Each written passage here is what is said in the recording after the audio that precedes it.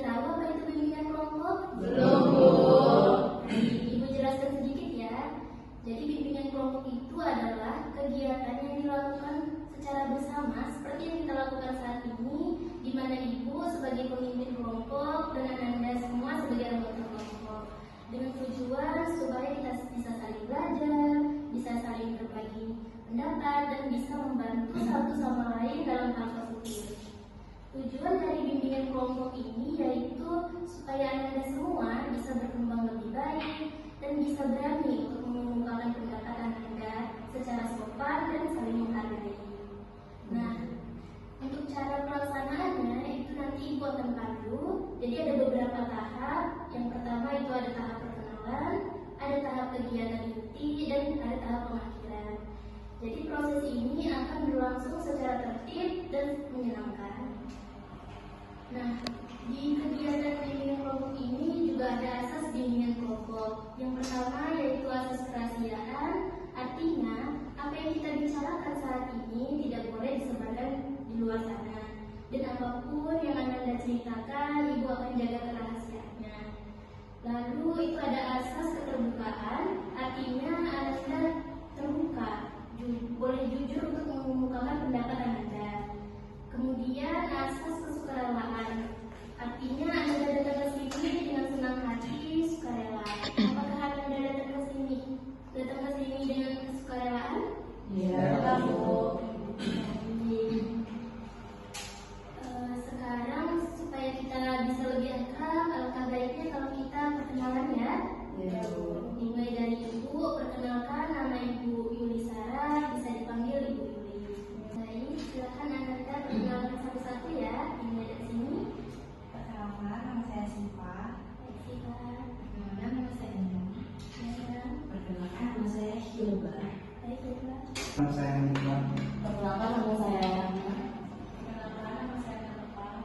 Baik, tadi kita sudah saling kenal ya.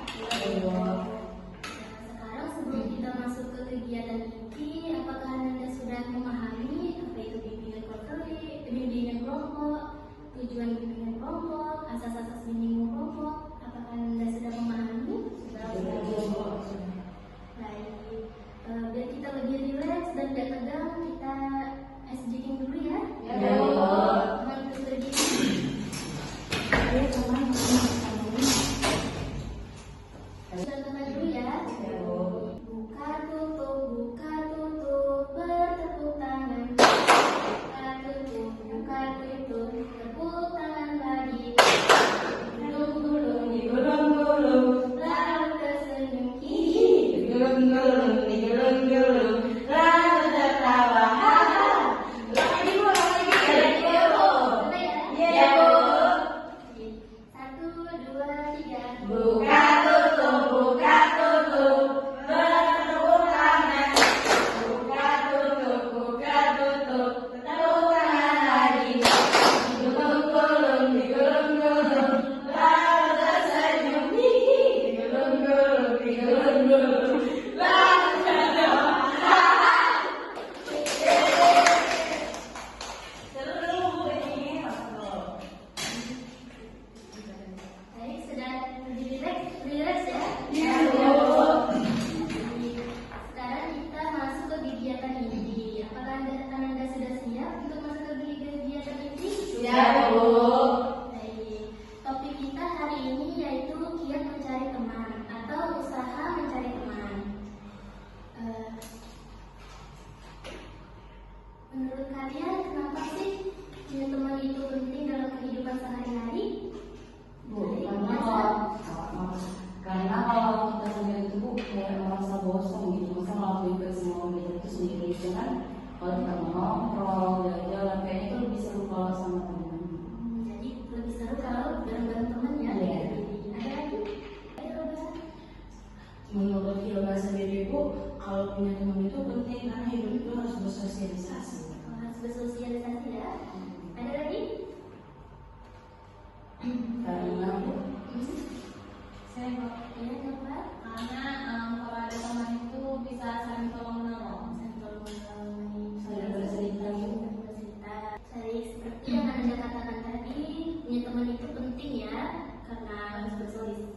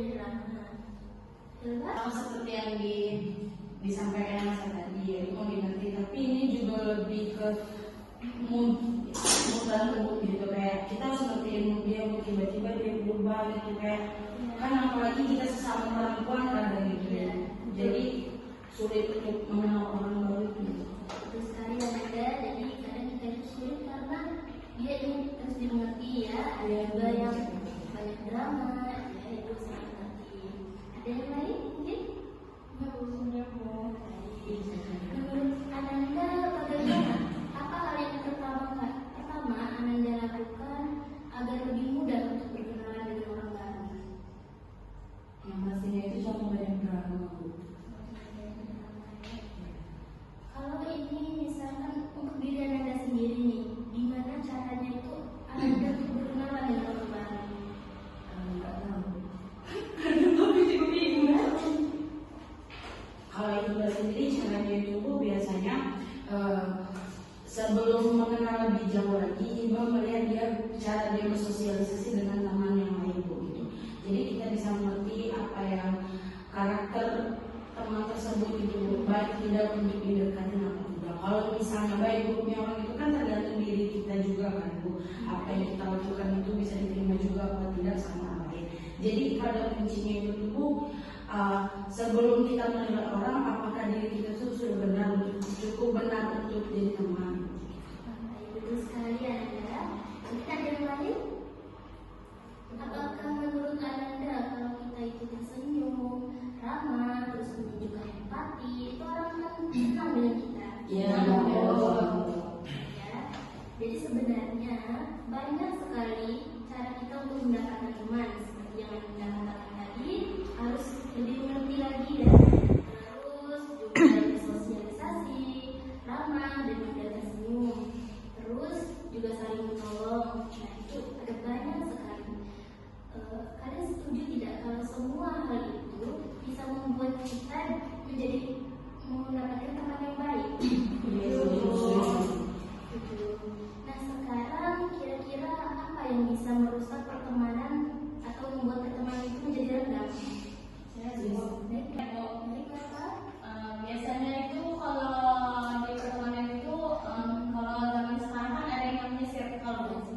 Terus yang kalau anak zaman sekarang itu kan Bu sering nongkrong, main, terus semisal nih Bu ada salah satu anggota yang ikut, terus yang lainnya ngomongin, terus di dalam anggota yang mendengar itu ada yang menyampaikan, jadinya kayak ada domba. Domba ya, jadi ngomongin pas sama orang tuh ngomongin lagi ya. Nah, itu kadang kita tambahin itu. Ya. Kalian sama dia? Ada? Sama ya. Hilda? Kalau menurut saya sendiri itu biasanya yang buat renggang itu pertama itu tuh egois Bu. Selalu mementingkan diri sendiri tanpa memikirkan perasaan orang lain gitu. Apalagi benar tadi kan kayak gegara tidak nongkrong jadi baru diomongin gitu. Padahal sebenarnya kalau kita ngerti tadi tidak perlu dikasih tahu juga kan, tahu misalnya kayak dia nggak bisa nongkrong karena orang tuanya nggak izinin, apa perlu dibahas gitu. Gitu. Dan Ibu suka ini rahasia teman tuh dibicarakan aja Bu ya. Pernah kan udah diomong nggak boleh ngasih tahu ke orang, tapi dia malah ngasih tahu. Kan kalau teman tuh misal saya sama Endang, Endang ini pasti ada istrinya kan Bu, ada cerita lagi sampai istrinya, nanti istrinya cerita lagi kesini jadi nggak jadi rahasia Bu. Betul sekali ya, Anda semuanya seperti yang dikatakan Melka, Hilda, dan Nurul. Jadi terkadang yang membuat pertemanan kita rusak itu karena sering ngomongin dia, terus ada domba, terus tidak menjaga kerahasiaan, dan terus juga egois ya.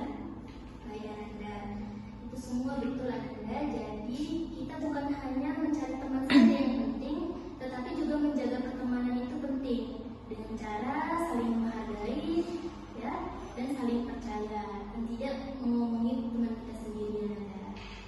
Baik, sekarang coba Anda pikirkan baik-baik satu hal yang akan Anda lakukan mulai hari ini untuk menjadi teman yang baik. Coba dari Melka, seperti komitmen. Mungkin kedepannya akan misalnya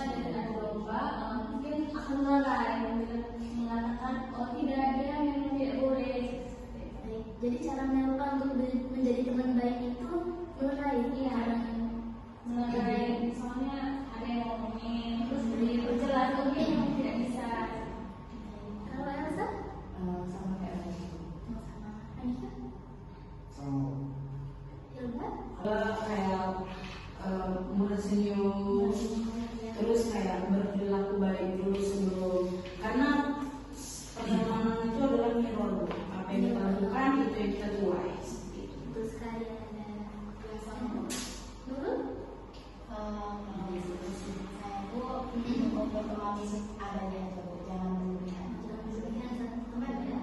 Bagus sekali Ananda, itu komitmen yang sangat baik. Jadi mulai dari sekarang coba diterapkan ya. Semakin kita terbuka dan ramah, itu semakin banyak teman baik yang akan datang dalam hidup kita. Baik, sekarang kita sudah masuk ke bagian akhir dari kegiatan bimbingan kelompok ini. Kita sudah membahas banyak nih mengenai kiat mencari teman, mulai dari apa pentingnya itu teman, terus cara mencari teman dan menjaga pertemanan itu. Baik nih, dari yang kita sudah bahas tadi dan diskusikan tadi, ada yang mau menyimpulkan dari pembahasan kita tadi? Baik, Elsa. Kalau menurut saya itu Bu, agar kita dari pembahasan